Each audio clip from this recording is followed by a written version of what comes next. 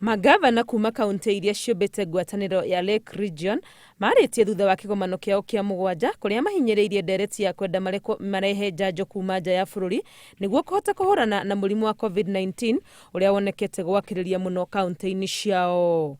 And we are still considering importing especially the testing kits, rapid testing kits and the vaccine. But we have said we have to engage the national government on that particular issue.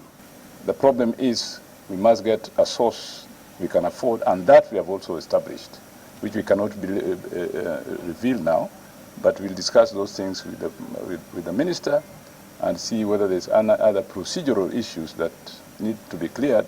Nĩrĩendekithia minista wa ũgima wa mwĩrĩ Mutahi Kagwe ateanĩirie ũhotekeku warĩo gũkinyanĩra akiuga bũrũri no nginya ũrũmĩrĩre na kinyi mĩtaratara ĩrĩa ĩgathĩkĩtwo ya ũrehi wa njanjo.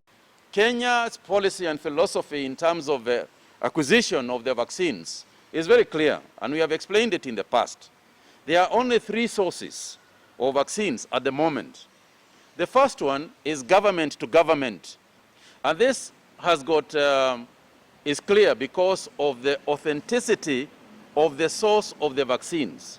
And we do not want to have cases where we are doubtful about what sort of vaccines that we are using.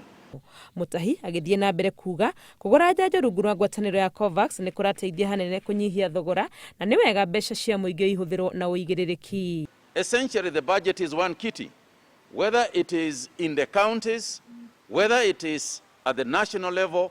These are taxpayers' funds, and therefore we must make sure that they are used as efficiently, as effectively as can be. Mĩario ya Mutahi yũkĩte rĩrĩ ngwatanĩro cia aruti a wĩra rũhonge-inĩ rwa ũrigitani itatetie kĩyo gĩa thirikari harĩ gũtigĩrĩra kũrĩ na njanjo njiganu bũrũri-inĩ. There's need for the government to budget and buy the vaccines for the Kenyans and for the healthcare workers, because that is the only way we will have the country reopening and the economy opening up. The government has put in money for 10 million doses of this year for the Johnson & Johnson vaccines. We will be adding more in the next financial year.